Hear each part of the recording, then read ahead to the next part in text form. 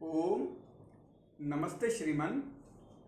अहम डॉक्टर कुलदीप सिंह आर्य अमृतसरतः संस्कृत संभाषण कार्यक्रमे स्वागतम। आज मैं आपको संस्कृत में वचन का अभ्यास कराऊंगा। वचन और लिंग आज का टॉपिक रहेगा। संस्कृत संभाषणम षष्ठ पाठ है, 6वां पाठ है ये। आप इससे पहले जो हमने 5 पाठों की क्लिप बनाकर आपको YouTube पर सेंड की है उसको देखें और लाइक करें और उसको शेयर करें।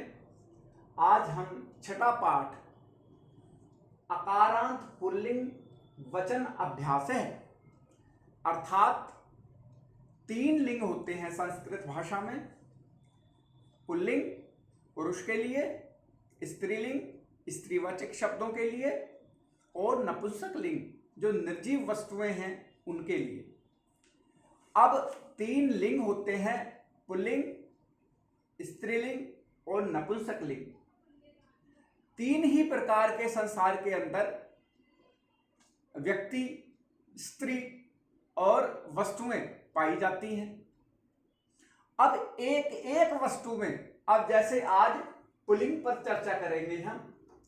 पुल्लिंग का भी वह शब्द जो अकारांत है।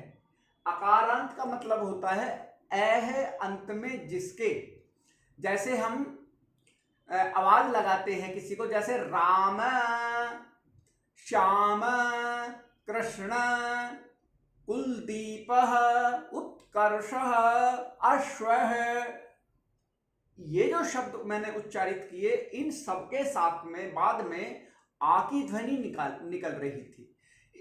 तो अकारांत का मतलब होता है है अंत में जिन शब्दों के, दूसरी उसकी शर्त क्या है, वो पुल्लिंग होना चाहिए, अर्थात पुरुषवाचक शब्द होना चाहिए।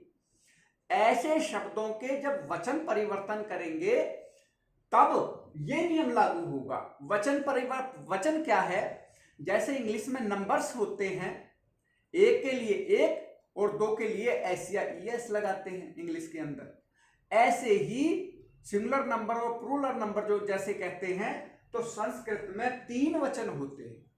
संस्कृत भाषा में, क्योंकि संस्कृत भाषा बड़ी वैज्ञानिक भाषा है, उसके अंदर 3 वचन होते हैं। एक वचन 1 के लिए, द्विवचन 2 के लिए और बहुवचन 2 से ज्यादा के लिए।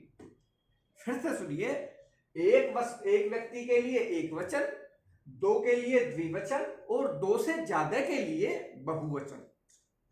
अब देखिए, जो अकारांत पुल्लिंग शब्द हैं, अर्थात ऐसे शब्द हैं जिनके बाद में आ है और पुरुषवाचक शब्द हैं, उनके जो वचन है कैसे परिवर्तित होंगे, एक से बहुवचन कैसे बनाएंगे आप।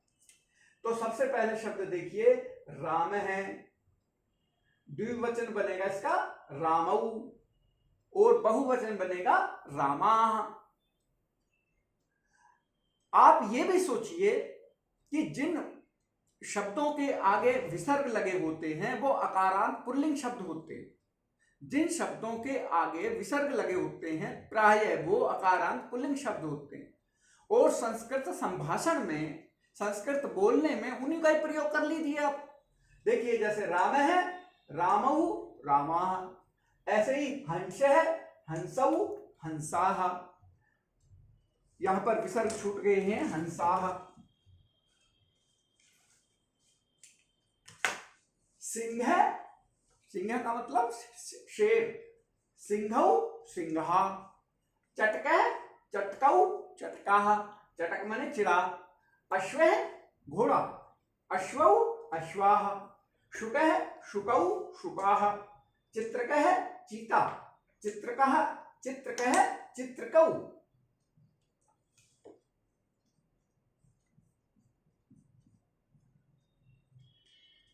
चित्रकाह।